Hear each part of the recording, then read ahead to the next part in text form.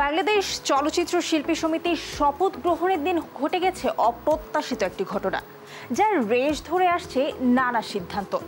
এক সাক্ষাৎকার গ্রহণকে কেন্দ্র করে সাংবাদিকদের উপর হামলা চালান অভিনয় শিল্পীরা। হামলার ঘটনায় দুজন সদস্যকে সাময়িক বহিষ্কার করেছে শিল্পী সমিতি। এছাড়াও সংগঠনটির সাংগঠনিক সম্পাদক জয় চৌধুরী হামলার নেতৃত্ব দেয়া ও ঔদ্ধত্যপূর্ণ আচরণ করায় তাকে আজীবনের জন্য বয়কটের ঘোষণা দিয়েছেন সাংবাদিকরা। বিস্তারিত দেবরাদীপ্ত রিপোর্টে।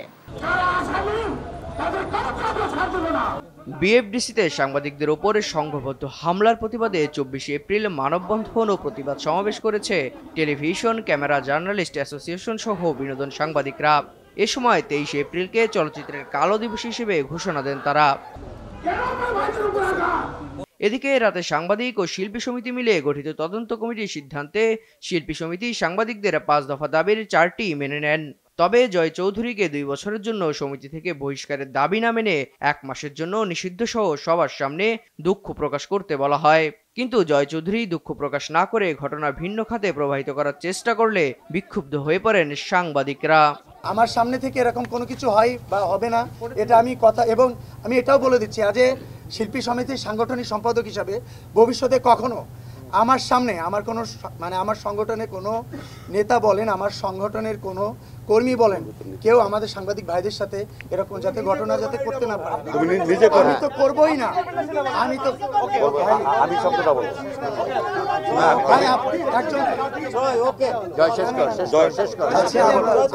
আমি বলেছি, কিন্তু প্রথমে আমাকে ক্লিয়ার করে নিয়েছি।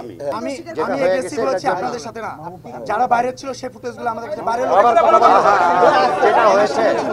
এর আগে ঘটনার তদন্তের জন্য 10 সদস্যের একটি কমিটি বসে। এর উপদেষ্টা হিসেবে ছিলেন প্রযোজক আরশাদ আদনান। মিটিং শেষে সাংবাদিকদের কাছে আনুষ্ঠানিক দুঃখ প্রকাশ করেন চলচ্চিত্র শিল্পী সমিতির নবনিযুক্ত সভাপতি মিশা সওদাগর। যারা আঘাতপ্রাপ্ত হয়েছেন এবং যারা প্রচুর পরিমাণে কষ্ট করেছেন এবং যারা অপমানিত হয়েছেন, এই তখন কি হলো, ওই ক্যাবিনেটের আমরা সবাই মিলে বসে 11 সদস্য বিশিষ্ট একটা, আমরা শিল্পী সমিতির 5 সদস্য এবং যে সাংবাদিকদের 5 সদস্য বিশিষ্ট, আমরা 5-5-10 এবং চিফ আমাদের উনি শিল্পী সমিতির উনি প্রধান উপদেষ্টা, ওনাকে আমরা আহ্বান করে সবাই এটা মেনে নিলাম যে উনি করবেন। শিল্পী সমিতি যে সাংবাদিক ভাইরা আমার আহত হয়েছেন কালকে, তাদের চিকিৎসার ভার এবং তাদের ক্ষতিপূরণের ব্যবস্থা করবেন, এটা প্রধান পয়েন্ট ছিল। দ্বিতীয় পয়েন্ট হচ্ছে শিল্পী সমিতির যে অফিস সহকারী জামান, তাকে 1 মাসের জন্য বহিষ্কার করা হয়েছে। জয় চৌধুরী, তারপরে আলেকজান্ডার, শিবাশানু আর সুশান্ত, ফাইটার সুশান্ত। তো এর মধ্যে 3 জনকে কারণ দর্শানো নোটিশ দেওয়া হচ্ছে এবং ভবিষ্যতে যদি এরকম কোনো কাজ তারা করে তাহলে কোনো কারণ দর্শানো নোটিশ ছাড়াই তাদেরকে তাদের সদস্যপদ স্থগিত করা হবে। এই মর্মে শিল্পী সমিতি সিদ্ধান্ত নিয়েছে, যেটা আমরা সিদ্ধান্ত নিয়েছি, এবং এর সাথে সাথে এদেরকে আগামী 1 মাসের জন্য শিল্পী সমিতিতে প্রবেশ অধিকার নিষেধ করা হয়েছে।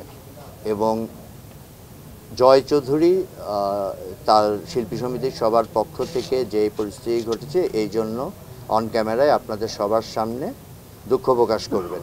তাছাড়া সিদ্ধান্ত হয়েছে প্রতি বছর 23 এপ্রিল কালো দিবস পালন করা হবে। বিনোদন সাংবাদিকরা 23 এপ্রিল কোনো সিনেমার খবর প্রকাশ করবে না। চলচ্চিত্রের জন্য একটা কালো দিবস, কারণ এখন পর্যন্ত চলচ্চিত্রের অন্য কোনো সংগঠন আমাদের পাশে এসে দাঁড়ায়নি, আমাদেরকে নিয়ে কোনো বিবৃতি দেয়নি। সুতরাং এটা চলচ্চিত্রের সবার, যারা আহত হয়েছেন, এখন এখানে রুবেল ভাই, মিশা ভাই বুক পেতে দিয়েছেন যে আমাকে তোমরা যদি মায়ের রক্তের বদলে রক্ত চাও তাহলে আমাদের রক্ত নাও। এখন এরপরে আসলে আর কোনো কথা থাকে না। আরশাদ ভাই এখানে আসছেন, সবার সামনে হাত জোড় করে বলেছেন, আপনাদের কারোর যদি কোনো মনে ক্ষোভ থাকে সাংবাদিক ভাইদের প্রতি, আপনারা আমাদের সবার দিকে চেয়ে এই বিষয়টা এখানে হয়ে যায়। চলচ্চিত্র শিল্পী সমিতির নবনির্বাচিত সদস্যদের শপথ গ্রহণ হয় মঙ্গলবার 23 এপ্রিল বিকালে। সেই অনুষ্ঠান শেষ হতে না হতেই ঘটে অপ্রীতিকর ঘটনা।